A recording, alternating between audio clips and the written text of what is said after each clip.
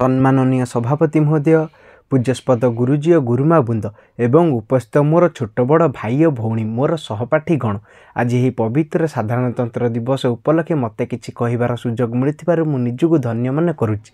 आम देश भारत 1947 मसीहा अगस्ट मास 15 तारिख दिन स्वाधीन है, किंतु 1950 मसीहा जानुआरी मास 26 तारिख दिन आम देशर संविधान प्रणयन होइथिला।